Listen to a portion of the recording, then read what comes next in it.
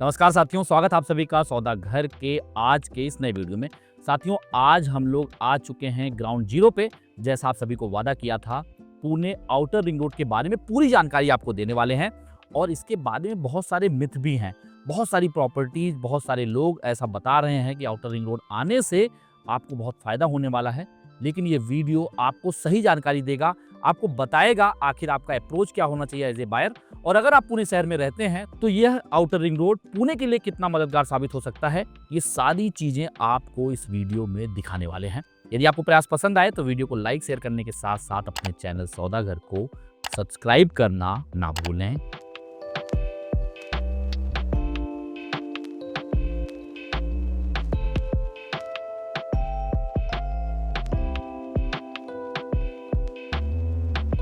पुणे में एक ऐसा इंफ्रास्ट्रक्चर प्रोजेक्ट बन रहा है जिसका नाम आज हर जगह सुनाई दे रहा है, आउटर रिंग रोड।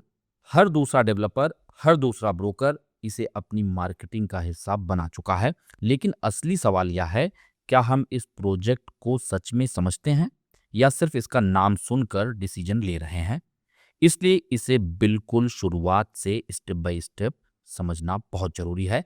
सबसे पहले यह समझिए, पुणे आउटर रिंग रोड कोई नॉर्मल रोड नहीं है। यह एक access controlled outer bypass expressway है। मतलब इस पर एंट्री और एग्जिट हर जगह से पॉसिबल नहीं होगी, सिर्फ सेलेक्टेड पॉइंट पर ही मूवमेंट अलाउड होगा। अब इसके स्ट्रक्चर की बात करते हैं। यह पूरा प्रोजेक्ट एक सर्कुलर नेटवर्क के रूप में डिजाइन किया गया है जो पुणे सिटी को बाहर से इंसर्कल करता है। इसकी टोटल लेंथ 173 किलोमीटर के आसपास है और इसे अलग अलग सेगमेंट्स में डेवलप किया जा रहा है। ब्रॉडली इसे दो मेजर साइड्स में समझा जा सकता है, ईस्टर्न साइड और वेस्टर्न साइड। ईस्टर्न साइड को दो पार्ट में डिवाइड किया गया है, वहीं वेस्टर्न साइड को पूरा एक साथ डेवलप किया जा रहा है। ईस्टर्न साइड, जहां टेरेन रिलेटिवली फ्लैट हैं और आसपास इंडस्ट्रियल और डेवलपमेंट बेल्ट मौजूद हैं, जैसे Wagholi, Charholi, Alandi, Chakan belt. Western side, जहां टेरेन कॉम्प्लेक्स है, घाट्स हैं, पहाड़ी एरिया है, वाटर बॉडीज हैं जैसे खड़गवासला बेल्ट और इसी तरह तमाम जो पहाड़ी हिस्से इसके रास्ते में पड़ते हैं। इस वजह से इस साइड पर कंस्ट्रक्शन ज्यादा चैलेंजिंग है। अब अगर आप इसे मैप पर इमेजिन करें तो यह रोड पुणे सिटी को टच नहीं करता, बल्कि सिटी से डिस्टेंस बनाकर पूरे रीजन को एक आउटर सर्कल में कवर करता है। यही इसकी सबसे बड़ी प्लानिंग फिलॉसफी है। सिटी के ट्रैफिक को सिटी के अंदर मैनेज नहीं करना है, बल्कि उसे बाहर से ही डाइवर्ट कर देना है। अब इसका कोर पर्पस समझिए। आज पुणे की सबसे बड़ी समस्या है मिक्स्ड ट्रैफिक। सिटी के लोकल व्हीकल्स और हाईवेज के हैवी व्हीकल्स दोनों सेम रोड पर चलते हैं। इससे कंजेशन बढ़ता है, ट्रेवल टाइम बढ़ता है और सिटी की इफिशियंसी कम हो जाती है। आउटर रिंग रोड इस प्रॉब्लम का सलूशन है। जो हैवी व्हीकल पुणे सिटी के अंदर नहीं आना चाहते, वो इस रिंग रोड को यूज करके एक हाईवे से दूसरे हाईवे तक डायरेक्टली जा सकेंगे। मान लीजिए कोई ट्रक नगर से आ रहा है, यानी अहिल्या नगर साइड से, और उसको जाना है बैंगलोर की तरफ, तो उसे पुणे सिटी के अंदर आने की जरूरत नहीं है। वो रिंग रोड से ही बाईपास करके सातारा हाईवे यानी कि मुंबई बैंगलोर हाईवे को पकड़ लेगा। इसी तरह जो लोग पुणे सिटी के बाहर ट्रेवल करना चाहते हैं, उनके लिए भी यह एक फास्ट बाईपास का काम करेगा। अब यहाँ तक सब कुछ पॉजिटिव लगता है, लेकिन अब आती है सबसे इम्पॉर्टेंट बात, और यहीं पर सबसे ज्यादा लोग गलती करते हैं। सिर्फ यह सोच लेना कि कोई प्रोजेक्ट रिंग रोड के पास है तो उसका ग्रोथ बहुत अच्छा होगा, यह बहुत बड़ा भ्रम हो सकता है। इसे एक सिंपल कंपैरिजन से समझिए। जब कोई हाईवे किसी इलाके से गुजरता है तो वह आसपास के पूरे एरिया को कनेक्ट करता है। लोग आसानी से उस रोड पर चढ़ सकते हैं, उतर सकते हैं, लोकल मूवमेंट बढ़ जाता है और धीरे धीरे उस पूरे इलाके का डेवलपमेंट बढ़ता जाता है। लेकिन जब कोई एक्सप्रेस वे गुजरता है तो सिचुएशन पूरी तरह बदल जाती है।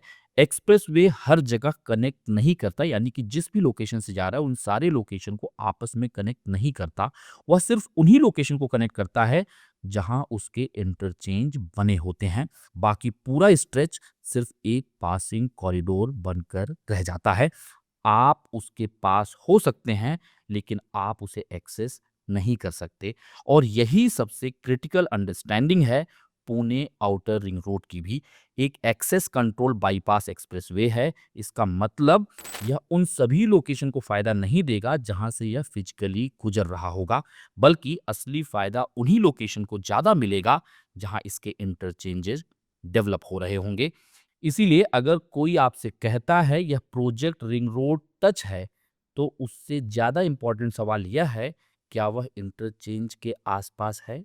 अगर इंटरचेंज नहीं है तो इम्पैक्ट लिमिटेड भी हो सकता है। और कई बार जो लोग भ्रम में ऐसा डिसीजन ले लेंगे, यानी अपनी प्रॉपर्टी खरीद लेंगे, उनका भ्रम टूटने में समय लगेगा। यानी जब उनके आसपास रिंग रोड बन के तैयार होगा, तब उनके सामने ये चीजें खुल कर आएंगी। अब एक और जरूरी बात, अगर पुणे सिटी के इंटरनल ट्रैफिक को स्मूथ बनाना है, तो उससे भी ज्यादा इंपॉर्टेंट प्रोजेक्ट है पुणे का इनर रिंग रोड। क्योंकि आउटर रिंग रोड सिटी के बाहर ट्रैफिक को डाइवर्ट करेगा, लेकिन सिटी के अंदर ट्रैफिक मैनेज करने के लिए इनर रिंग रोड की जरूरत आज भी है और आने वाले लंबे समय तक भी बनी रहेगी। लेकिन उसकी रियलिटी थोड़ी कॉम्प्लेक्स है। उसके अलाइनमेंट पर पहले से काफी ऑर्गेनाइज्ड और अनऑर्गेनाइज्ड कंस्ट्रक्शन हो चुके हैं और आज भी लैंड एक्विजिशन का एक बड़ा चैलेंज बना हुआ है। उसका डिटेल्ड एनालिसिस हम सौदागर पर अलग से लेकर आएंगे। लेकिन इस पूरी आउटर रिंग रोड सीरीज का पर्पज क्या है? बहुत ही सिंपल है, आपको सही जानकारी देना और मार्केट में जो हाइप और कंफ्यूजन बनाया जा रहा है उसे पूरी तरह से क्लियर कर देना, ताकि कोई भी व्यक्ति सिर्फ सुनकर, सिर्फ मार्केटिंग के इन्फ्लुएंस में आकर अपनी मेहनत की कमाई कहीं भी इन्वेस्ट ना कर दे। तो आज इस फर्स्ट पार्ट में हमने आउटर रिंग रोड का पूरा ओवरव्यू समझ लिया है। अगले पार्ट में हम जाएंगे ग्राउंड लेवल पर, कहाँ कहाँ एक्चुअल कंस्ट्रक्शन शुरू हुआ है, कौन सी लोकेशंस को रियल बेनिफिट मिलने वाला है और कौन सी जगहों पर इम्पैक्ट उतना स्ट्रांग नहीं होने वाला है। ये सारी चीजें आपके सामने लाएंगे। साथ ही साथ हम यह भी समझेंगे किन लोकेशन पर इंटरचेंज की जरूरत है और अथॉरिटीज को कहाँ फोकस करना चाहिए, ताकि लोकल पॉपुलेशन को इसका मैक्सिमम बेनिफिट मिल सके। क्योंकि आखिर में रियल एस्टेट में सबसे बड़ा फायदा लोकेशन से नहीं, ये समझ में आना चाहिए कि हमें कनेक्टिविटी कहाँ अच्छी मिलने वाली है, आसपास क्या ग्रोथ होना है। और इन सब चीजों का सबसे महत्वपूर्ण एंगल ये है कि ये चीजें तब आपको पता हो जब आप प्रॉपर्टी खरीदने का डिसीजन ले रहे हो। साथियों, आपको ये इन्फॉर्मेशन पसंद तो आई होगी। और भी ज्यादा इन्फॉर्मेशन आपको अगले पार्ट में लेके आने वाले हैं, क्योंकि ग्राउंड जीरो पे क्या चल रहा है इसे पार्ट वाइज हम वीडियोस ला रहे हैं आपके सामने, जिसमें आज आपने पहला पार्ट देखा है। बाकी पार्ट देखने के लिए अपने चैनल सौदागर को सब्सक्राइब कर लीजिए, ज्यादा से ज्यादा लाइक करके लोगों तक शेयर कर दीजिए, जिससे ये इन्फॉर्मेशन ज्यादा से ज्यादा लोगों तक पहुंच जाए और हमें आप सभी का आशीर्वाद मिलता रहे। बाकी अगर आपको कहीं पे भी कोई प्रॉब्लम आ रही है या कोई सुझाव है, तो हमें कमेंट में लिख के बताएं, या फिर हमने क्वेरी कंसर्न फॉर्म का लिंक डिस्क्रिप्शन में दिया हुआ है, उसके जरिए आप अपनी समस्या हम तक पहुंचा दीजिए। हमारी कोशिश रहती है कि उस पर थोड़ा रिसर्च करके आपकी समस्या का समाधान दिया जाए। बाकी अपना आशीर्वाद इसी तरीके से बनाए रखें।